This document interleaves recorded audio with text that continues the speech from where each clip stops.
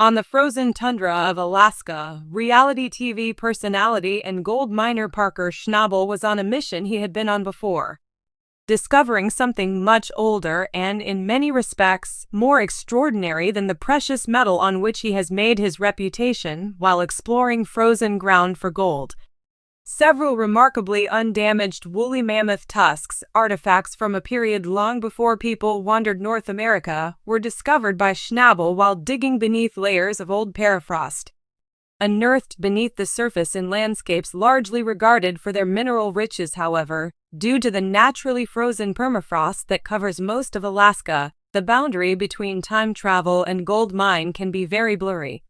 The Earth's prehistoric past is preserved in some locations that have transformed into natural vaults. Ivory and other organic materials can be preserved in pristine form because of the protective layer that the cold provides. During the gold rush, renowned prospector Parker Schnabel dug through mud and rock, unprepared to locate mammoth ivory, despite his reputation for a strong work ethic and keen intuition. But the moment his men unearthed the smooth, gleaming, and unmistakably ancient, long curving tusks, Schnabel understood their importance. According to Schnabel, who seemed genuinely excited by the find, "We found some mammoth tusks which were really cool.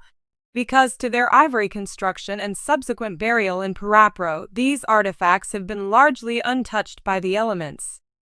While the discovery of tusks in Alaska is not unprecedented, the rarity of these finds continues to thrill researchers and treasure hunters. A few of these tusks even emerged in stunning condition. Mammoth fur. In recent years, tusks, especially those that have been meticulously preserved, have fetched exorbitant sums when sold. Specimens of varying sizes have fetched prices of over $1 million because of advancements in preservation. Parker Schnabel, however, isn't just interested in the tusks for financial gain. Once upon a time, in a land far, far away in North America, Europe, and Asia, there lived a majestic beast known as the woolly mammoth. With a height of up to 13 feet and a weight of over 10 tons, these enormous mammals were a prominent feature of the Ice Age environment until they went extinct about 5,000 years ago. Their tusks, which could be more than 15 feet long, were formidable tools and weapons for the mammoths, and they now represent one of the few physical remnants of that long-gone world. Not only do gold miners get a thrill out of finding well-preserved mammoth remains, but so do everyone else. Archaeologists and paleontologists get a joy out of discovering new tusks. Indications on the foodstuffs and travel habits of these ancient behemoths. Scientists may use the mammoth's internal growth rings, which are similar to tree rings, to determine the animal's age, identify patterns of health, and piece together the environment of the past. Situations in that context, Parker's finding isn't based on pure chance alone. In a time when elephant ivory is still a divisive topic, it's all about leaving a lasting legacy. Because of the illicit poaching that occurs in the worldwide ivory trade, there is a legitimate market for mammoth tusks. Due to the extinction of woolly mammoths, there is still a morally questionable alternative. The trade in their ivory is tightly controlled to prevent the introduction of lofos that could harm modern species, even though it is not legally protected in the same way as elephant ivory. All of these nuances are known to Schnabel. He might have cashed in on the tusks for a tidy profit, but he has other plans. If you want to sell them, you'll need to get a few permits to leave the territory with them. I opted to retain them despite his explanations because I found them so intriguing. This decision symbolizes the mining community's increasing recognition of the necessity to reach a balance between pursuing economic goals and being responsible for culture and the environment. The care with which Schnabel handles the objects, as well as its historical significance, which demonstrates that he saw himself as both a miner and a caretaker of the land. In the midst of the monotony of gold mining, he has uncovered mammoth tusks, shedding light on the often overlooked relationship between industry and history in places like Alaska and the Yukon, where mining operations have disturbed layers of soil that haven't been exposed to sunlight for thousands of years. Within these icy depths lie priceless artifacts of a different kind. The preservation of fossilized bones, ancient plants, and even complete Ice Age animal carcasses has allowed scientists to preserve their fur, muscles, and DNA. Astoundingly, Snobbles dig many in the North Capsule look up to him, and his response to the find exemplifies how contemporary miners may accept and even welcome the weight of duty that comes with operating in such sacred places.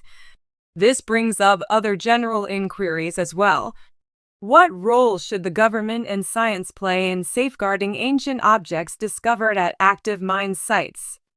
Should mining firms be obligated to report and preserve these finds? Most importantly, how can we, as a society, determine the value of our past? Parker, as he rose through the ranks from team beginner to seasoned crew captain, Schnabel became known as one of the world's most accomplished and motivated young miners. Global television screens, but it's at points like these where his journey crosses with ancient history that the story takes on a deeper meaning. The discovery of mammoth tusks, for example, lends a new dimension to his public character is that of a guy who is acutely aware of the larger picture. He is a miner who, while mining for gold, unearths the long-lost tales of a bygone era. He is a figure who, while working the gold-rich ground of Alaska, juggles untamed ambition with respect for the Earth's mysteries. Ever since Parker Schnabel began excavating, he discovers more than just gold. He finds history. Gold Rush viewers now have another show to watch when the past unexpectedly comes to light. Parker Schnabel's life has revolved around gold mining. He became famous as a star of Discovery Channel's Gold Rush, where he spent his career searching for gold in some of the world's most treacherous landscapes. However, as the years went by and the terrain continued to give, his fortunes began to turn. Parker's goals keep changing. Now he wants to find all the riches that the icy tundra of Alaska conceals, not just a few ounces of gold. With recent discoveries like ancient mammoth tusks buried deep in permafrost, Schnabel has gained a greater appreciation for the land he works after years of overseeing large operations and drawing in thousands of ounces of gold. He has learned that bright gold isn't the only thing Alaska is rich in. You learn to anticipate the unexpected when you're mining in these kinds of settings. In a recent interview, Parker stated, "Definitely, we're in it for the gold, but there are other valuable things under our feet as well." Despite a broader outlook, gold remains front and center. Finding gold, and lots of it, remains Parker's principal objective. Whether it's via employing more staff or operating several wash facilities, he never rests until he's exhausted every season. In order to beat his yield from the previous year, he's continually trying new things.